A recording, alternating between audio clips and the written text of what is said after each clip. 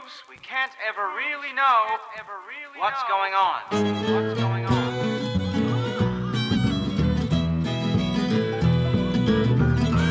Appearances can be deceptive. Tom, I was just speculating about a hypothesis. I know I don't know nothing. Uncertainty. That is appropriate for matters of this world. There, we're in a tight spot.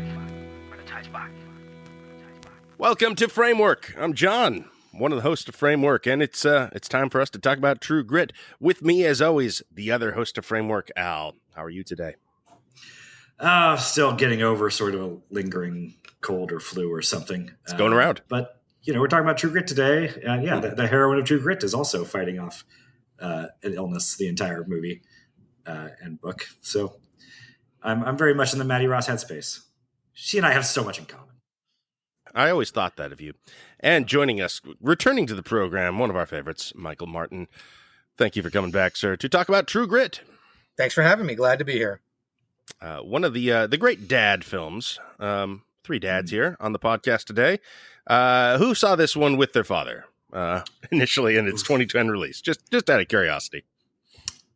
I honestly don't remember. I'm pretty sure this is a Christmas time release, right? Yeah, Christmas time. Everyone and their dad got to go see True Grit in 2010. So I saw it with family. I don't remember if he was with the group or not, or if he stayed home. I did not see it with my dad, but I saw it with my elder child who was 14 at the time. So I was the dad. Counts. I was the dad for the viewing. So yeah. Yeah. Okay. I totally saw it with my dad. This is the Coen brothers doing a Western, and it's kind of notable in that it is just a straight down the middle of the plate Western in so many ways, and yet still manages to be distinctly a Coen brothers film. The biggest hit of their career, this thing made so much money, almost $200 million in America alone. It was a gigantic hit. It's kind of surprised everyone. More than twice anything else they've made has ever done. So hey, this is their big one, technically, even if it's not really the most esteemed. Well, I mean, it's pretty close. It was nominated for many, many Oscars as well. It was nominated for 10 Oscars, I believe, which might have set a record at the time. It won nothing, though. Which is sort of like, it also won the box office and has a smaller cultural footprint than a lot of their less monetarily successful movies. I mean, I suppose, but I guess when you're up against things like Fargo and, there's some Lebowski. There's some outliers there that really ramp that up. I mean, this would be one of the best films a lot of filmmakers would have made. I think, kind of building on what Al said, I also think it has that kind of lesser cultural footprint because it is a remake. So, and it's a really straightforward story. Not that there aren't thematic layers to mine, but I mean, I think compared to No Country, Fargo, some of their, later and earlier films, it feels a lot more, A to B to C rather than something that's a little, that kind of rewards that. I don't think that's actually true, but I think that the remake and the straightforwardness of it, I think means it feels like it has a lesser impact than some of their more kind of oblique films. It is, I guess it does have to exist in the shadow of one of the most iconic John Wayne performances. Wow. And in a way that, their other stuff, even like The Lady Killers doesn't have to live in the shadow of the British one as much. Although it doesn't matter where The Lady Killers live. Nobody sees it. Nobody likes it. Who does see it? But, there are other movies that are riffs on noir, other earlier noir movies, on The Big Sleep or on a Preston Sturges movie. They're not as directly indebted and, in competition with the way that Jeff Bridges' performance has to be with John Wayne here. I think John Wayne won an Oscar for this one. He did. I mean, consensus seems to be it's not just for that performance. It was more of one of those, okay, you've been around for 800 years. Here's your Oscar. So you've made the industry so much money. You've, and you're an icon. This is one of your icon characters, by acclamation. It's sort of, elder statesman Wayne. Have you guys seen the original True Grit? I meant to watch it for this podcast, but I just ran out of time. So I've seen bits and pieces. I've seen it as a kid, but it's been many decades since I've watched it. Yeah, I was going to watch it, but I elected instead to reread the novel, which is a Cool. wonderful book. Cool. That's cool. It's such a good, easy read too. It's like 200 odd pages, and they go very fast. It's written entirely, in Maddie's point of view, and her voice is just, you get some of that in the voiceover of the movie here. But it's just a great sort of literary voice. It's so direct and accidentally funny. Despite my lack of recent rewatching of the 69 film, I still feel really confident in saying Haley Steinfeld and Matt Damon were much, much better in their roles than Kim Darby and Glenn Campbell. Dude, Jeff Bridges is much better in his role than John Wayne. I mean, I think that too. It's like, I mean, better in every way. Every way it is a better film. Yeah. The Haley Steinfeld performance in particular is, that's kind of night and day, because Kim Darby, the original Maddie in the first film, is sort of, it's kind of everything irritating about child actors at the time. It's a grating, obnoxious performance, and Haley Steinfeld, of course, is unbelievably great in this film. She is. So that is the biggest night and day difference between the two. It's actually a very similar film, plot-wise, structure-wise. They're both going off the book, but I would say the original True Grit has it feels like a John Wayne programmer in a lot more ways. He's saddled with a kid. It's the sort of thing. It's almost his version of like, the Pacifier or Kindergarten Cop. It's almost that. Yeah. But those things they can be done shorthand for hackiness, but also stick the grizzled old guy with a precocious kid. That's kind of a tried and true dramatic just construction like this. That's what as I'm so impressed by with this story. I think it comes directly from the book, but you get between you have Cogburn and Maddie and LaBeef. And so you have three different people who all don't get along with each other in unique ways, depending on which two you're talking about. And they all have a common goal that they're after. And like, that's so simple, but it works. It's everything you need for a movie. But wonderfully, even though they sort of have a common goal, even those common goals are still at odds with each other, because LaBeef wants to take him back to Texas. Maddie wants him back to Arkansas. And at some point, and I don't know if this is true to the book, Cogburn's like, fuck it, I'm done. Like he's more in it just for the money rather than anything else. And so that's just a really wonderfully constructed way of keeping that tension and conflict. Because you're right, they all want to get Cheney, but they all want to do it in different ways. And so it's just a really wonderful way of, because Cheney's off screen for the bulk of the movie, so they are in a way they're their own antagonists. They're each other's antagonists rather than an on-screen villain. Well, yeah, they're the source of the conflict is internal, right? There, which is great. Yeah. The book, I'm pretty sure he does not actually quit on them in the book, but I've now watched the movie so many times in the last week while reading the book that I'm just conflating them, even though I finished it last night. But one thing I can say for certain is like the part where LaBeef leaves and then comes back, like he never leaves them in the book. They're all like working together during like the shootout at the dugout there and everything. Happens like 3 times in the movie. It feels like, yeah, and then he leaves again at the end in a way that almost like makes the climax make a little more logistical sense. But the Coens amp that up, so they kind of like I guess know what they're playing with. They know which ingredients in the dish they want to highlight.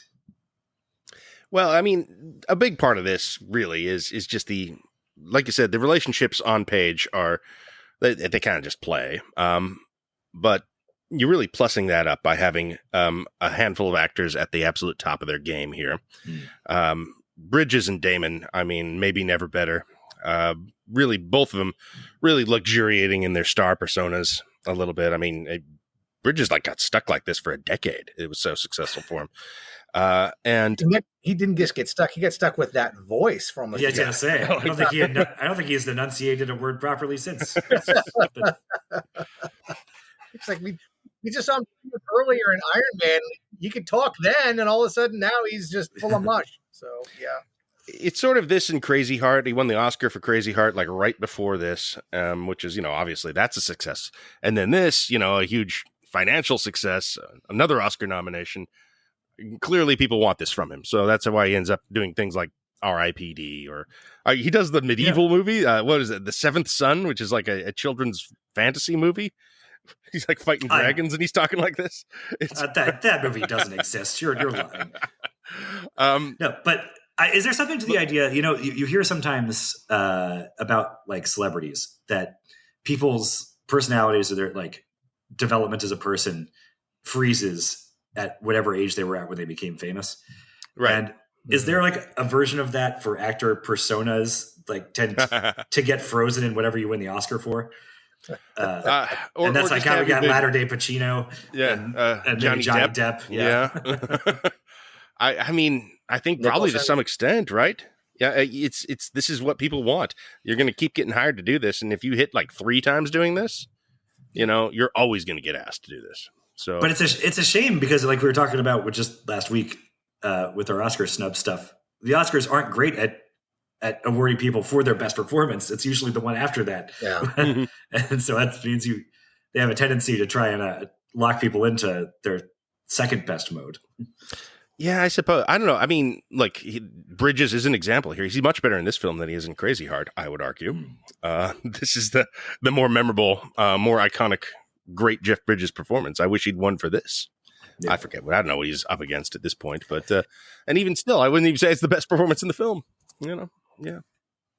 I would say that's it. No, he's not. That's so that is something we should maybe highlight. Oh no, he lost to Colin Firth for the King's Speech. Get the fuck out of here! Oh wow, yeah. But one more Oscar decision that's aged very poorly. So yeah. He was probably getting awarded instead of something he should have gotten it for earlier too, Mr. Firth. So. Oh yeah, probably. Yeah. The thing that chaps my ass about this Oscars though is the category fraud of them submitting Haley Steinfeld as supporting actress. Right. They always do that with kids. Yeah. And I guess it was a tough actress year. Like she was going up against Natalie Portman in Black Swan, Jennifer Lawrence in Winter's Bone, Michelle Williams in Blue Valentine. So maybe it was if she still ended up losing to Melissa Leo for The Fighter. Yeah. But come on, like there was this was the best performance of that year, probably. I don't know. I guess some of those. Winter's Bone is a great performance. I don't mind. I'm not giving it to a 14-year-old in their first film. I mean, I'm okay with that. It is pretty amazing work, though. It's really great. I going back to like this being the ultimate dad movie. When I saw the movie with my elder child, they were 14 when went to see it. So it really hit hard. Right. Did she like it? Yes, quite a bit. Yeah. In fact, for many years afterwards, every time I dropped them off, last words were adios. Adios. Man, I guess circling us back to Bridges, one of the things that I'm most impressed with here, I mean, this connecting it to the Steinfeld performance though, is it is, he's stepping into big shoes. Like I said, this is one of the most iconic John Wayne performances, and taking that on is a big role, and it's a big actorly, meaty movie star role. And like you said, Bridges really nails that. But what's most impressive about to me is that he does that while also sort of ceding the movie to Steinfeld and Maddie. He lets it be her movie in a much bigger way than maybe some other actors might have allowed for. And that's part of what helps. Yeah, there's a really, despite the fact that it's a kind of a, like you said, big, meaty, showy part, I do think the way he acts it and the way just he carries himself in the film is that even though he obviously has a lot of screen presence, you're right. He very graciously doesn't take the movie away from her. He doesn't either. I mean, some of that I think is a testament to her own native talent, but yeah, I think you're right. He makes room for her. He makes room for her performance and her character. Yeah. I mean, I think I give the credit to the Coens on that, honestly. Like they have a very clear idea of who the protagonist of this story is, and they never let it escape her. I mean, Bridges' performance, it's big. He's doing a lot of big shit in this. He's doing, comic pratfalls and being fat and falling down and, and slurring every word and, it progressively drunker. In the wrong hands, in the wrong editing bay, I think this performance would overwhelm the film. And they're just really good at this point. And they got the laser focus on Maddie. And they have the actress to pull it off. There's enough credit to go around. I would but you're right. If I was an Oscars category Nazi, I would say that you can make a much stronger argument for Cogburn being a supporting role than you can for Maddie being a supporting role. Totally. I think after Wayne won the Oscar for that role, there's no chance of that. No way. Right. Yeah. But yeah, she should have been Best Actress. No question about that. Yeah. Or just one Best Supporting, whatever they needed to do. That's Melissa Leo. I'm sorry. Just, I think time has borne out that this is the more important performance. Well, and I agree. I mean, The Fighter's a great film, and Leo does good work in it. But to me, even as much as I like that, I don't think there's any contest. I think Steinfeld absolutely should have won that over her that year. Or again, maybe it's not fair because it's so clearly the lead of the film. Who knows? It's Oscars, Yeah. But I'm glad this got so much recognition. Obviously, they hit a home run like this financially, critic wise. That's cool that it gets recognized. It's not easy to do this, despite how easy this film makes it look. To serve up something that kind of works this well and just satisfies this way. It's tough. And it's not really something that the Coens trade in usually. They're usually a lot more idiosyncratic and marching to the beat of their own drum. This is for general audiences very successfully. Most people can't make movies that are this crowd pleasing and also still end with the weirdest melancholy. It's a crazy film in many ways, despite its accessibility. Yeah, there are two things there. One that I really respect about the movie is that, yes, how much this is their big crowd pleaser without ever feeling like it's really aiming for four quadrant likability. I mean, the most extreme version of it in my head is always The Force Awakens as a movie that is the most desperate to be liked of any that I've ever encountered at every moment. And this movie never feels that way to me, even as it is ultimately, I think, pretty crowd pleasing. And then there's that dash of cold water at the end too, like you said. But the other thing I mentioned is this being feeling like a Coen Brothers movie, and that's was striking to me here in the context that we're going through all these in, and coming right on the heels of A Serious Man, which is the most Coen Brothers movie of everything on the Coen Brothers bingo card. It's hitting the most boxes. This feels like the least Coen Brothers movie of all of theirs, and I don't mean that as a knock. There are some of their more Coen-y movies that I think are not nearly as good or as entertaining as this. This is a great movie. It feels like it has the least of their personal stamp on it, though, in some ways, like at least thematically. I mean, I'd say yes and no. I mean, first off, I think you're right in a sense of, especially because even though we have that very bittersweet ending, this isn't like bleak like No Country is. So, I mean, I think it has a very different vibe. I do think that there is enough, at least in the adapted script, that the shot script. I haven't read the novel, but I mean, from my understanding, the hue pretty close. Although it sounds like they did make a few like surface level adjustments. I mean, the story that we're presented with has some really classic Coen Brothers elements, which is this kind of really weird interplay of fate and chance. I think really run throughout this entire story in ways that maybe don't always feel as obvious as they do, like in something like No Country or Fargo. But I think they're there, and I think it's a really interesting choice for adaptation because it's. You're right. On one hand, it feels like the least amount of theirs, and even though they're known for a lot of their dialogue and kind of very not stylized, but just very kind of hallmark language. From what I understand, almost everything, especially all the memorable lines in this, are directly from the book. Like they didn't do a lot of rewriting as far as dialogue. But the dialogue's pretty close. Yeah. But I watching it the other night, I was kind of just making notes about this, and I really do think there's a lot of that very Coen-esque idea of chance and fate, both in tension and in tandem with each other throughout the film. Well, I mean, I was struck that this movie does, obviously issue a lot of their preoccupations with, uncertainty and things like that have kind of become very evident as we've been watching them. With the mind to like fate and chance, I was considering those things, and I think I ultimately came down on actually this is a little bit more structured than they usually go. This is I think I think you said the other day after Serious Man that it, from being the most Jewish film to the most Protestant film. that was. I saw that in an interview that they gave where they said, tongue in cheek, that they went from making the most Jewish movie perhaps ever made in A Serious Man, and then their rebound to that was to take this novel, which they found to be, quote, hilariously Protestant.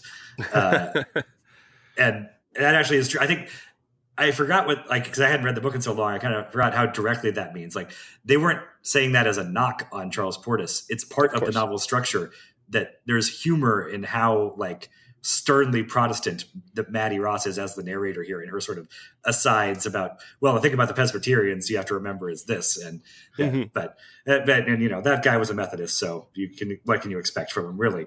And it is really part of the novel structure that she is hilariously Protestant. But you're right. Well, there is a sense, though, that a refrain in this film, something that is, comes up a few times, is you get what you pay for, or you can't escape what you've earned. Yeah. You must pay for everything in this world, one way or another. Yeah. There is nothing free except the grace of God. Mm-hmm. Yeah. And that mostly we take that applies to Cheney, I guess, and he's gonna get his comeuppance, but it applies to everyone ultimately. Yep. And that's why the ending is so striking. Is because they kind of follow that through to its bitter end, and that again, I don't want to talk about the end yet, but it is interesting to come straight off of A Serious Man and have this movie be concerned with God's grace being free, because the most notable thing about A Serious Man is how that is a God devoid of grace. Yeah, well, that's why it feels like the least Coens. This feels more like they're doing a genre exercise in some fashion. I do, but I really think the idea of grace here is actually a lot more subtle than some kind of really blatant Protestant theology, because I think that's true.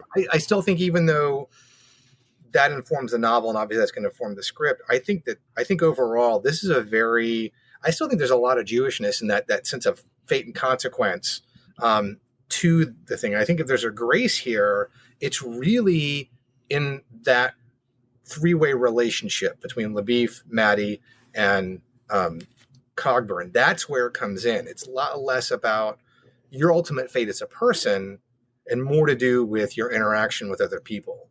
I want to talk about the beginning of the film, because something that really struck me, and I don't know if this is a reach, but let's start at the beginning and go into it. Yeah. Yeah. I was just thinking about the very opening image. You get this opening image. It starts out with this almost Terrence Malikian kind of fuzzy gold thing, and it slowly resolves into the front of this building where Maddie's father lies dead in the snow. But that image it's this chiaroscuro image where the house and the body are really strongly etched in this gold light, but everything around it is dark. And I think that's almost like this almost visual thematic statement for the film, where you've got little bastions of light with people, but there's still this sense of the world around you being harsh and violent and dark. And I think that really runs throughout the film as far as where they're at, whether it's on, the Choctaw Nation or even back in the civil, the White Lands, is it's Yale County. You don't ever get a sense of real safety. Well, if you're taking that route with the opening, though, it is notable that the light that comes in on the opening shot is in a noticeable cruciform shape. That's true. That's true. A hymn playing. Yes, yes, as a church hymn playing, and it's hard to imagine filmmakers as notably Jewish as the Coens being that straight. That wasn't a mistake. Yeah, that was not an accident. Yeah, no. But it's hard to imagine it being 100% sincere either. It happens. True. Spielberg has made overtly Christian films, and it honestly sits kind of weird on him, but it happens. If it makes the story better, and this is very much a case where I think it's, as they have said themselves, is kind of intrinsic to the narrative. That's part of it. It is remarkable to me that in the two adaptations that they've done, between this and No Country, they do hew very closely to the books in terms of, even with the dialogue we talked about, they're known for really good dialogue, but they don't juice it up that much from what's on the page. God, dialogue in this is amazing. It is. But also, I don't want to misrepresent, calling the movie hilariously Protestant. It is, the book has its tongue a bit in cheek with that stuff too. It's not just like I It's at least I didn't read it that way. If its dialogue is from the book, then the book is clearly quite witty. Yeah, well, but its approach to Protestantism seems not that far from a serious man's approach to Judaism, which is to say, not necessarily a glowing 5-star review. Fair enough. I agree with that. Sure, but if infused with it, to its in every pore, But anyway, I don't know. It's also interesting. I mean, trying to put this in the context of the Coen-Oscopy we're doing it here, and like how, like you said, one of the biggest through lines that John and I have been tracking is the uncertainty principle, and how that is sort of a factor in all of their movies, and they tie it in, and there's a sense where that the people are often trying to solve a mystery, and then when they do, it does them no good whatsoever. And that's not at all. That stuff's not in this movie. I think you're right. I think that level, that type of uncertainty or chaos, I think really isn't. This is, as you pointed, this is a much more structured, setup payoff kind of movie story. Yeah, but there are things you can tie it back to. I like the end of this movie being this sort of like quieter, more melancholy coda. Yeah, you could map that onto No Country for Old Men a little bit structurally. Although bit. I don't take this to be nearly as bleak as that. But no. But also you can I see some of the Big Lebowski in the way this is structured, in the sense that Donnie and Little Blackie are parallel figures that sort of nice. Yeah. They both kind of die after the climax of the main conflict has been resolved, and it's just sort of this senseless bit of tragedy that it feels like. That's of course assuming Donnie actually exists. So we won't. Oh, yes. That's a different podcast, a different thing. So, but yes. Well, I think Little Blackie definitely exists. Yes, I think diegetically in this movie. I still think, and I can. There's 3 I think really good examples of when we talk about this kind of interplay of chance and fate within the movie. In the beginning, after Maddie gets to town, she sees the hanging, and if you listen to the 3 men who are being hanged, the first 2, when you listen to their stories, it's really it's this mix. Like they basically both say, yeah, if I hadn't made these kind of choices, or I hadn't made this mistake, because the second guy hung says, I shot the wrong guy. I made a mistake. That's one reason I'm here. Is I'm here just because I made a mistake. The first guy does talk about a series of choices, and he kind of gives this little speech. And then the film really, I think this is where the Coens really kind of get their flavor in, with the hanging of the Native American, who's literally cut off in mid song. So, which I mean is both funny and awful. That's both. It's sort of in the book that he's speaking or singing something in a different language, but the book includes an even more gruesome detail that the native guy's neck doesn't break, and he strangles more slowly than the other guys, which is gross. Yeah. I just thought that was such a neat little just exclamation point commentary. But there's that. I think for me the hanging that's sort of just reinforcing the getting what you pay for kind of thing. Like, here's crime and punishment, represented. I think it's an unnecessary scene. You could cut it out completely, but it's there for me to witness it. I think it's a really great scene that, like I said, interweaves these things that sometimes feel like an intention, but in this film and with the Coens, I think it's there. I think the dugout, at Greaser Bob's, the original Greaser Bob, which of course then supposes there are imitation Greaser Bobs running around somewhere in this world. If you think about that, I think it's Quincy and Moon are the 2 guys, the very young Domhnall Gleeson there. But like they're there essentially by chance. Like they're not running from these guys. They're not even, well, they are there to help out the gang that those guys are after. So. They are, but there's no that's like it's the oblique connection. It's like it's chance that Maddie and Cogburn got there before Ned Pepper did. Got there. It's like all these little beef did. Yeah. Right. So I mean, there's all these little interplays of chance. At the same time, the fates of everybody there, again, to build on what John said, it feels kind of fated because these is the life they've entered into. These are the choices they've made. And as the movie says, you got to pay. Everybody pays. There's nothing free, and so there's a consequence to Quincy and Moon being in league with Ned Pepper. There's a consequence to LaBeef shooting out on his own. It's really interesting, this interplay of, again, the chance of when. I mean, I know ultimately this is a written story, so there's no chance, but within that world, the timing of this is all by chance. Certainly, her coming upon Cheney in the river by total. Yeah, that feels like total happenstance. That was my third. Yeah, that was my third thing. But even that, again, is this weird interplay because she's there at that moment because the result of not only the actions, but because of this chance of them happening to be there. And she couldn't have predicted that LaBeef was going to come and go all these times, that Cogburn was going to claim that he was going to quit. So it's a really weird not weird, but really interesting confluence of within the established world of the story, things that could not have been controlled or predicted these chance. But again, this fate that she's been chasing Cheney. And so, yes, they're finally going to collide, but it's in a way that neither one of them could have predicted or controlled.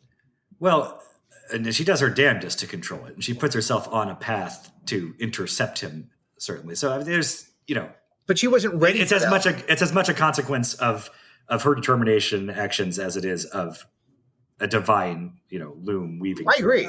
It's a plot structure too. I mean, right. Yeah. I mean, that's, again, I'm speaking within the world of the story. And obviously, somebody's controlling all this, and that's the screenwriter. So that none of this is by chance. But within the scene would not be any better if LaBeef had not come at the absolute worst time, right before the gang shows up right behind him. Right. So I'll take that point. Sure. What's interesting to me, I guess, I think it is.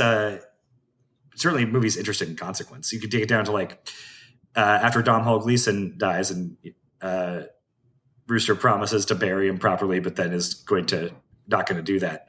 And when she protests, he says, "If those men wanted a proper burial, they should have got themselves killed in summer."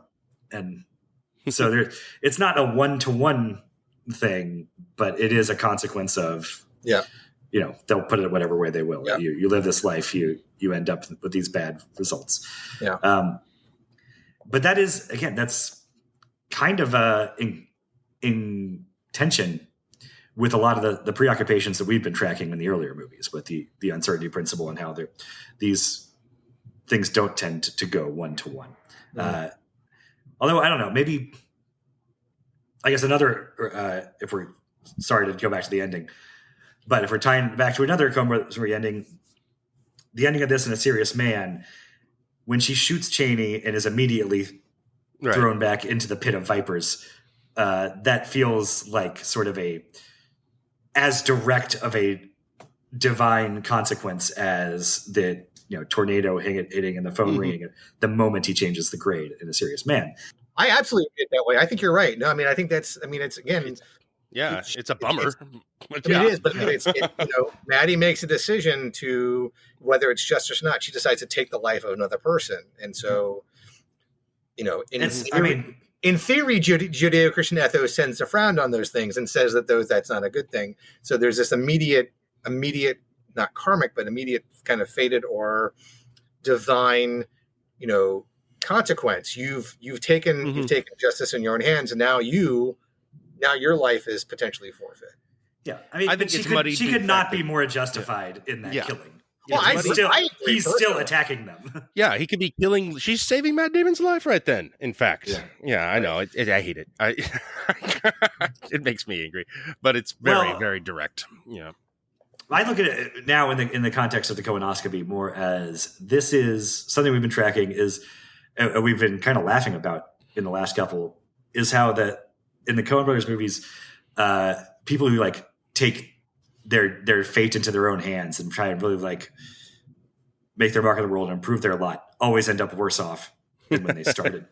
And that's this story is so much about Maddie being an indomitable will that does sort of just carve her way through this rough world out of sheer force of will. And yet this seems to be them getting some of that in there. It's but you don't just get to impose your will on the world and not pay any price or not have there be any consequence. You don't get your way in every little particular. Let's dig in on Maddie here. Okay. Cause this is one of the more interesting characters in the entire filmography in my mind. because, well, first off, Haley Steinfeld is an amazing find. Her first film, what a first performance. I mean, this is a performance from her opening scenes. You're like, holy shit, movie star. Wow, this is gigantic. She's incredible. You immediately clock her in that way. Like her first scene is impressive right away. But Maddie is impressive. Maddie is this remarkable presence. And it feels like one of the very few Coen brothers characters that they truly admire and think is impressive themselves. I mean, if you think back, like mostly, that is kind of a rarity. Yeah, it's even the characters they like. It's kind of for their flaws. It's for their goofiness and for their imbecility is kind of what they like about him. You can kind of go back to like I was thinking and like who's the most admirable character? I guess it's Marge Gunderson. But she's still a joke in many ways. They're still having fun with her in a way that Maddie. I mean, they're kind of just, what? All credit. She's really that awesome. She is that worthy of admiration and looking up to. And you don't even have to look out to the other movies for that. Like within this movie, like Cogburn and the Beef both, show out at the end, and like they come through as genuinely heroic figures when all the chips are down. And yet the Coens seem to love them more for being buffoons than for being Western badass heroes. But they are also, the reason they come through in the end seems to be mostly because they too are impressed with Maddie. They'll kind of do anything for her at that point. That she is that cool. And I would argue that's where that thread of grace comes through, because in a way, the Beef and Cogburn are sort of redeemed by her in a sense, because they're pulled up to a higher level than they ordinarily would be because of Maddie. And rather than, I think, a much more straightforward reading of Protestant salvation or grace, it's really this relational one.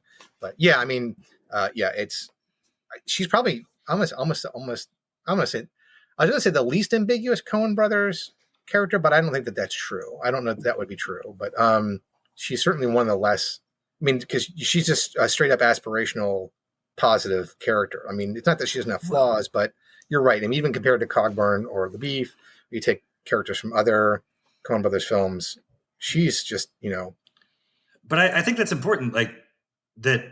Yeah, she's aspirational for the Coen brothers, but the way that this characterization works is still, if we can invoke the dread term Mary Sue, she does not, like, this character could be that, but Charles Portis or the Coens, Steinfeld, all of them together are really cognizant of the rough edges of this character's like impressive qualities.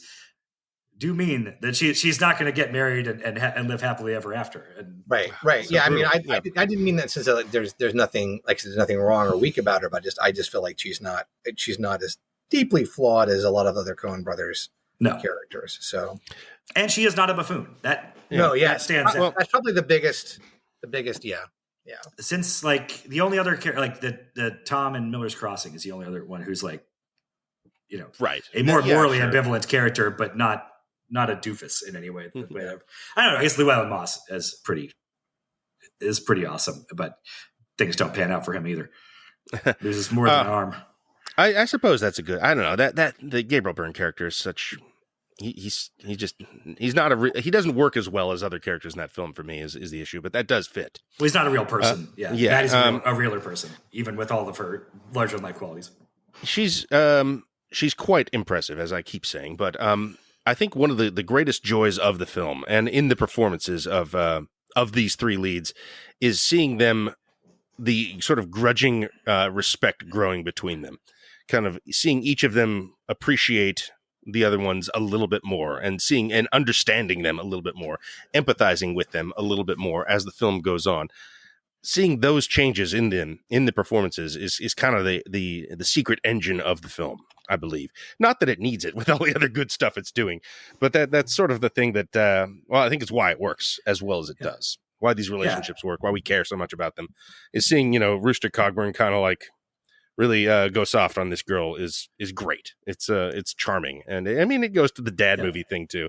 Yeah. I don't think that engine's even all that secret. I think like as much as like the fun of the scenes for most of the movie are them not getting along, it's also so satisfying that we get to the end and they all kind of love each other now. And and that feels earned, and it feels honest, more so than when we lay it out in plot terms.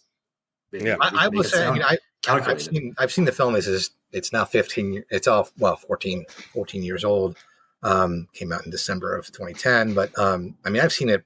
I mean, I had to see it at least 10 times or more. And I will say that, and I know we keep tuning in, the final, basically from when Cogburn is on the horse taking Maddie to Bagby's to the very end, man, it just gets me every time. I'm just building on what you talked about, Al, about, they come to love each other, and like it's really there. And I just know, I'm a sap for anything father-daughter-y, but I mean, so it's part of it, but I mean, it's so effective in how it does that throughout the film. Like you said, they're at odds, they're in conflict, but there's this slow building of respect and love. And so by the time, Maddie needs to be saved, and then she goes to hope to see Cogburn.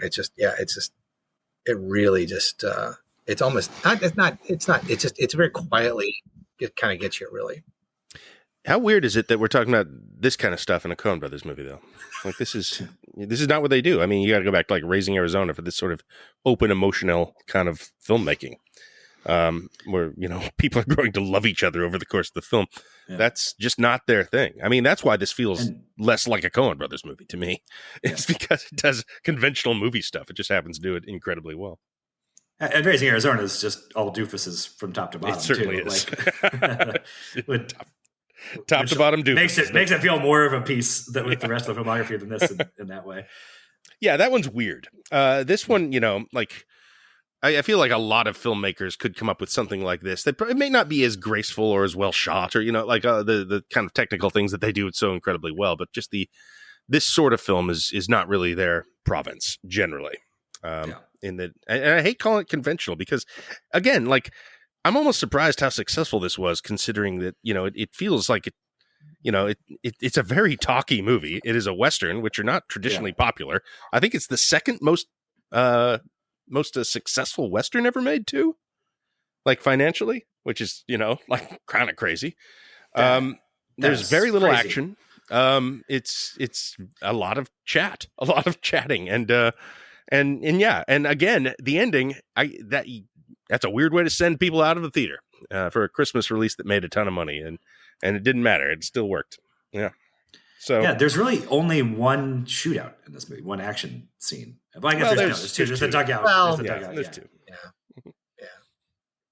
They're great, but it's 5-7 minutes of the film total. Yeah. And I don't know how reflective this is of the novel, but one of the things I just love about the movie is just how we get to know the characters, and it just seems so effortless, and it's almost all through dialogue. And really, we only get, other than Maddie giving her immediate backstory, all the character development or reveal we get is through what they're saying to each other and how they're saying it. We only get one character really doing any significant backstory, and that's Rooster, when he's just rambling to Maddie. His pet frog. After LaBeef is lit out for the first time, and he's on ask for it, giving her his entire marital background and his failed career as an innkeeper. But everything else we get, whether it's Maddie trying to get them to play the midnight caller game at the thing, whether it's LaBeef's interaction, there's just really wonderful reveal of character through dialogue. But it's just so effortlessly done. It's just how they talk to each other. That's how we get to know them, and it's such a I feel like this opposite of what we get through a lot of clunky. Let me look at the camera and tell you my backstory. Kind of, I feel we let a lot of that these days with stuff, rather than just a really clear revelation of character through how they talk to each other.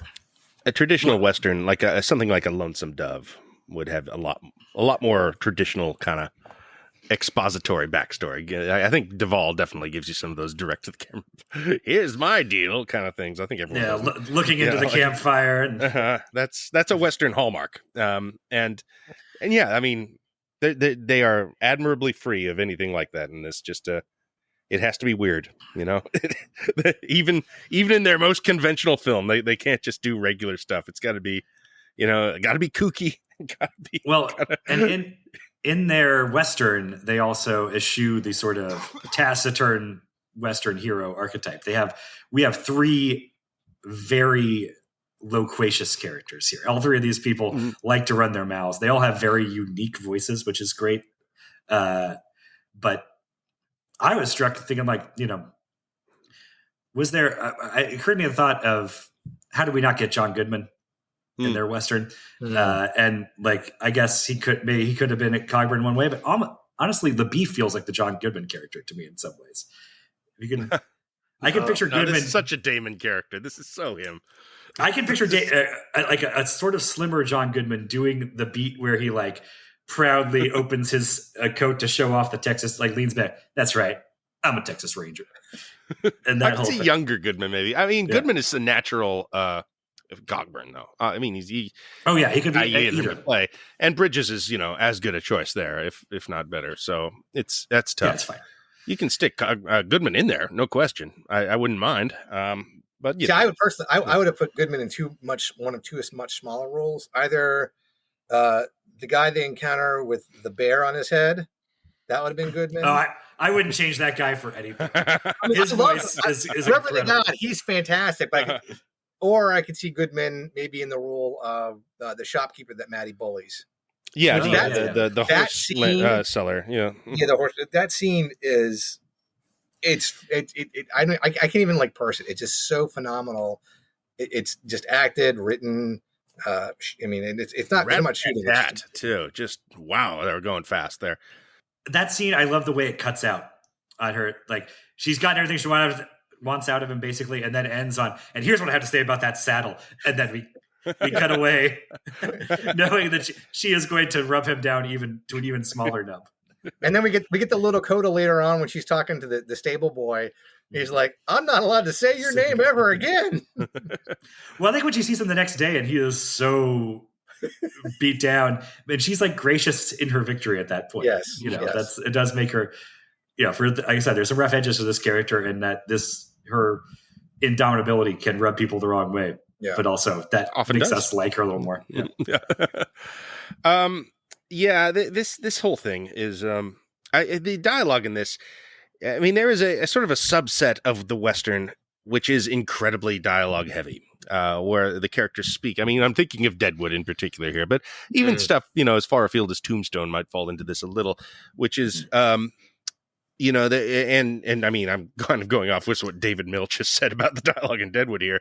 It is based somewhat on historical accuracy, in that these characters are educated and have large vocabularies, and will approach the act of conversation with a lot more intentionality and yes, it's a creative pursuit in a way, and I don't know how true that is necessarily, but it certainly is fun to listen to. And and I mean, I'm sure a lot of this comes from the book, but man, does it feel heightened and fun in a really satisfying way. It is hard to say, I guess, with some of that, if people really like that conversationally back in the 1800s, but it feels like when you're using, people wrote that way. Right. That they were less concerned about sounding highfalutin or snobby than they were wanting to use, if they knew some $5 words to get them in there. Yeah, I wrote a lot of quotes down during my note when I was watching the film, taking notes. You can't pick a favorite. I know one of the ones that stood out is when near the end, right before they run into Cheney and they're having their fight around the campfire at the rainy night, when Cogburn says, "I'm a foolish old man who's been drawn into a wild goose chase by a harpy in trousers and a nincompoop." I think my favorite is him marveling, we've even trampled shot and bit off half his tongue, and not only does he not shut his mouth, he spills the banks of English. Spills the banks of English is such a great turn of phrase. I was poking around thematically and I couldn't find anything. I was trying to think, is there anything to be mined out of the three lead men, the three probably most important men in the film? They all talk funny. Cheney, LaBeef, and Cogburn all have this really affected language. Now, LaBeef ultimately because he bit his own tongue, but it's still there. And even Ned Pepper's got a little bit of a, it was like, Got a Because- broken jaw. Yeah. He has a Because- backstory in the book that Rooster shot him in the face the year before, and Okay. so he's missing part of his lip and some teeth. because Maddie is obviously so clear spoken and so well spoken. It's just, and I don't have the brains to tease anything out of that, but it was a really interesting contrast that you've got. It makes a contrast. That's Yeah. Well, even with their various vocal afflictions, they're all speaking quite ornately and and impressively. Like that kind of feels like, well, I mean, it has to be a worldview kind of thing, like Deadwood. It has to be, a consistent, or like Raising Arizona. Everyone has a sort of a heightened approach to speaking, and that is the world that we exist in here. Whether it is representative of anything kind of doesn't matter, because it is very clearly the world of True Grit, and that's fun. That I want more of, and I'm always pleased when a film goes that route. And it's tough. You got to have actors who can pull this off. But Bridges, Damon, and Steinfeld in those scenes really acquit themselves, no question. Yeah. It's especially hard to do without making everybody sound the same. Yeah. Yes. Which is what this movie does a great job of. Yeah. Should we spare a couple of words for the villains of this piece? Oh, certainly. Brolin and Barry Pepper as Lucky Ned Pepper. I just put together that his name is Pepper. I don't know if that's why they cast him. But might be why they thought of him for it. Sure. Yeah. But both great, pretty brief appearances. But also just kind of perfect in what they're doing and what they need to do. What a reveal when Brolin speaks for the first time. Yes. Yeah. And I said Brolin, and again, I'm sure this is a testament to both, direction, writing, and acting, but it's such a really interesting performance because you do get the feeling that he's yet one in a long line of Coen buffoons, but there's still real menace there. There's still palpable threat. Like he's not, you can't just laugh at him and say, "Oh, he's a goofy guy." To be like Brolin's able to really, both physically and through expression. We never, we get immediately, Maddie is not safe with this guy. Not just because we've been told it, but the performance really carries that out. Even though he's kind of a halfwit, or at least he's pretending to be. That's another question: is how much of that is an act? I don't think it's an act. Slow-witted myself. No, it's not. I think he's just a dumb guy. I think we have to trust Maddie's assessment of his intelligence to start with. Because LaBeef says at some point that that's kind of he. That was his That act. is his act. Yeah. But that LaBeef is also making excuses for how long that's it's true. taken him to find him. He's assuaging his own. What's her incredible line at the end of that? I'm sorry, you've been paid half wages and have been defeated this season long by a half-wit. Eluded the winter long by a half-wit. Yes. She is, God, yeah, she's so good at this movie. But those, I like the Lucky Ned role as well. Because he's sort of built up to be the sort of ultimate outlaw brute, and then he's a little more reasonable than you expect him to be. Yeah. And even he is sort of kind of quickly won over to Maddie. He's not going to cut her any slack for it, other than say, "Don't kill her." But that's as much about. Ineffectually, I don't want a bigger posse on my tail than it already is. To come in and make that much of an impression, considering that Brolin has been built up the entire film. We've been waiting to see Brolin for 90 minutes by the end, and then he impresses, and he's cool and immediately does something, but then Lucky Ned Pepper also shows up and is equally important and interesting in a very small amount of time. I think this is the benefit of getting somebody like Barry Pepper to show up and kind of kick ass. The design of him is great too, but I say you immediately he's very memorable with his just grotesque mouth and his big old woolly pants that he's got on. Just yes. Yeah. Well, but this movie's remarkable too to me that we don't get to hear our villains speak. I guess we encounter them at the dugout with that sort of shootout that's all done at a distance. But it's the third act of the movie by the time we really interact with the bad guys in any way.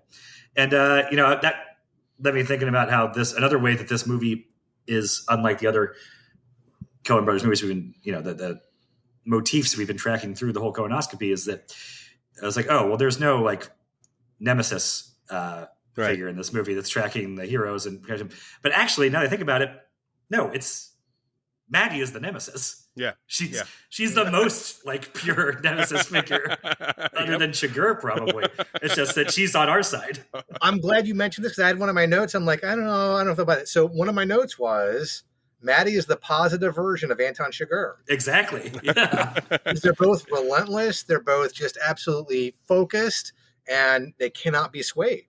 But obviously, Maddie's a decent human being who's not a sociopath. So, but yeah, no, yeah, but you're right. She's the White Lodge version of Anton Chigurh. I mean, is she an avatar for justice or anything like that? Not really. She's too much of a person. She's too much of a character to stand for anything, really, in sort of a metaphysical way. I would have to. And that's another way this is a dissimilar film for them, I guess. That they're so into that. Chigurh is much more of a metaphysical and an avatar. Yeah. Yeah. She doesn't represent anything specifically. No. Well, I mean, so in the way that clearly that drawn humans as can. herself. Right. Yeah. I mean, but you're right. Yeah, she's a human being, and that Dakota really underlines that. Mm-hmm. I love that though. That might be why she's one of the best characters in the Coen filmography. I don't know. I kind of hate to say that in a sense because it's sort of that like my favorite Tarantino film is Jackie Brown. It's a refutation of them to say this is your favorite of their things, but like no, they're really great at just nuts and bolts filmmaking too. Like all their cool ideas wouldn't matter as much if they couldn't also just do an excellent Western that is also distinctly theirs. But at the same time, just doing normal stuff really, really well is vanishing and impressive on its own. And that's what I think they're doing here. I mean, and I don't even know if I'd call a character as effective as Matty Ross normal stuff either. Like, point another one that's this good. It's just great filmmaking. Yeah, it's just normal is maybe not the right word because it just feels so unusual for them, right? And like we've been getting at, I personally would not argue it's their best, but it's probably my favorite of their films, frankly. And a lot of that's I know that a lot of that's sentimental, personal reasons, but it's. I mean, I love other films, but this is just for me. It's the one that I absolutely just adore without exception. We will do rankings at the end of the whole thing, so we'll debate that amongst ourselves at least. Sure, but I'm struggling with it. I'd say it's one of the most watchable movies. Yes, like top to bottom, mm-hmm. Every scene. Like there's no pee breaks for me in this movie because every scene has some great lines that I don't want to miss. It's fantastic that it's under 2 hours too. It's an hour 50, and it moves. It's like restraint. Impressive. That is one thing when I was considering watching the 1969 film, I did look at the runtime of that, and that's almost 20 minutes longer than this. And I'm like, what the fuck were they doing in that movie? Because like this didn't need anything else. That's also especially weird because having just reread the novel, there's not really any scenes in the book. Right, the novel's pretty compact. So I do have. She spends a little more time at the boarding house in the beginning, I guess, but like not in any way that would add more than 5 minutes to the movie. I have two very small nits to pick with the film, though. I mean, as much as I love it, and in kind of order of importance, I really wish they just cut the whole line of LaBeef saying, "I might steal a kiss from you." I'm like, this is 40-year-old Matt Damon talking to 14-year-old Haley Steinfeld. We just didn't need that. Like, it didn't need to be there. I felt truthful to me to that character. I don't know. And it helps undercut the Matt Damon. We don't want. This is not the Martian Matt Damon. We don't want us to be totally in love with this guy. We don't. We don't want to trust him entirely. Yeah, mission failed then because I do. Yeah. Well, but so much of that is just because he makes that shot at the end. Like I give him so much more grace. But I mean, I guess it's not just that. It's also him like apologizing to her directly and telling her that she's earned her spurs. Right. Like, I don't think that moment lands as well. If we don't have that little kind of grossness at the beginning with that. I just don't think we need that. But and then again, these are nitpicks. So these are very small things. At the very end, when Maddie's doing her voiceover, older Maddie, she says LaBeef is close to 80. Yeah, No. the age is wrong. The age would is be wrong. completely wrong. I mean, like, because it depends on when she is speaking from, because she's not necessarily speaking from the age that we're seeing her reburying Rooster. She's talking about having reburied him in the past tense and visiting the grave. She could be any age when she's actually I don't know. Mhm. I mean, because she's 40, 39 or 40 in that scene. And so, like, when she goes to the Right. Wild West show. right. Yes. I don't know. It's a nitpick. It's not. But she's not. She's not narrating from that train ride. That's what I get from the book. Okay. She's writing it later on. Okay. And the line closer to 80 than 70 is directly out of there. Okay. Out of the page too. Okay. You're right. I mean, It's a nitpick. you're definitely right that that's a nitpick. That's all it is. But no, I mean, I actually think Elizabeth Marvel's really good in that brief. yeah. Well, Yeah. You know. okay, let's dig in on this ending a little bit here. I mean, it's so striking, and I'm surprised it ends this way, even now. You know, every time, and it makes me feel like this movie is sadder and more upsetting and more serious than it is. In retrospect, when I think about this film, because this ending just sort of looms over it in a way, nothing really awful happens.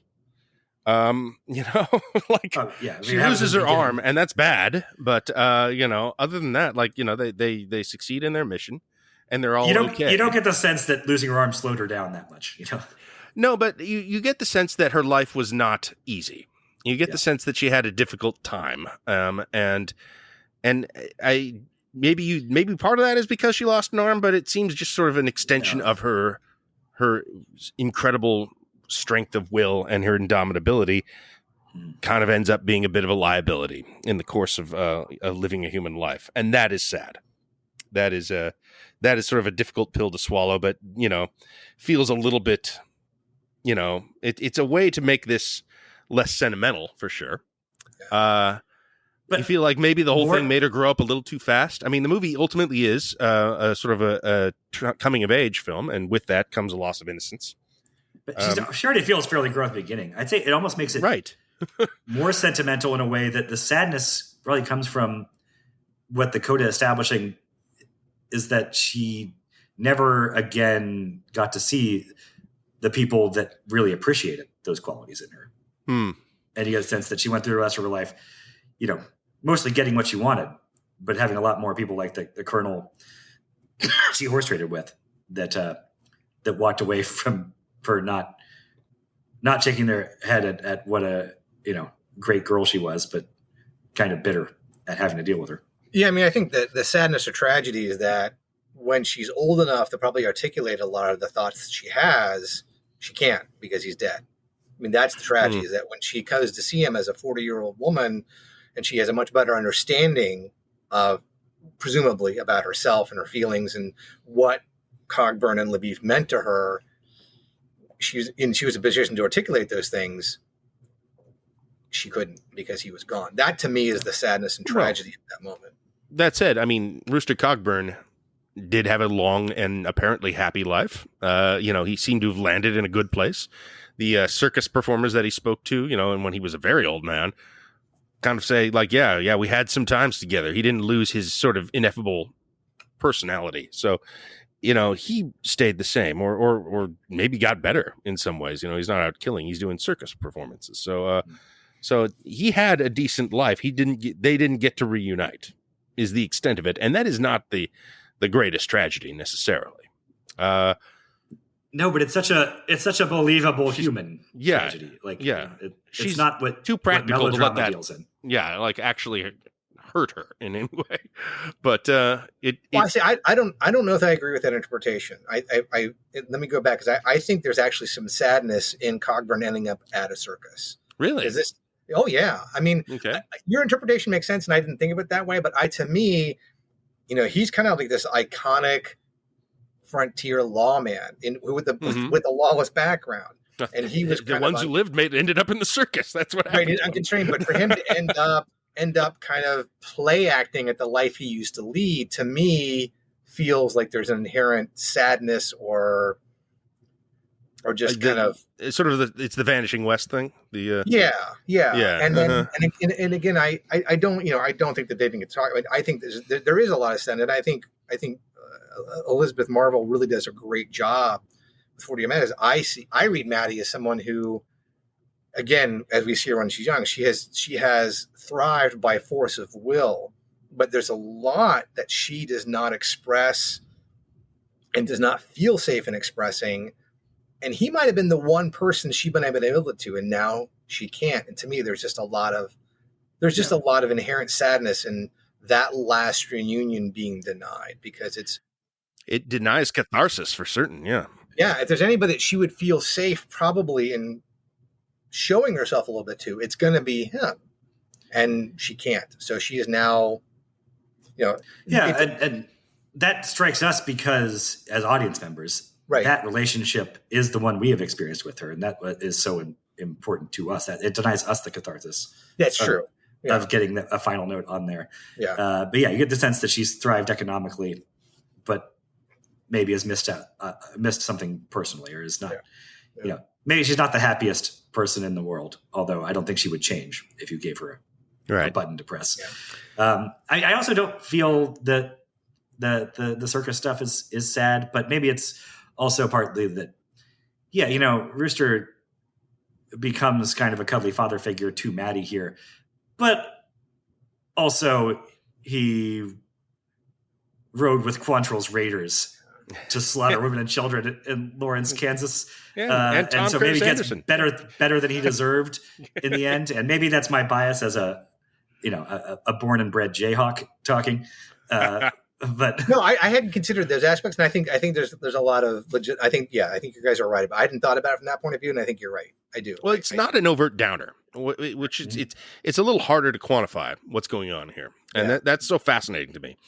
It's such a powerful ending in a way I can't quite put my finger on, because there's no thing that happens that is depressing per se. Losing the arm is bad, but then the movie ends with, like, it turns out the beautiful leitmotif we've heard from the score the entire movie is actually a version of this hymn, which is called "Everlasting Arms."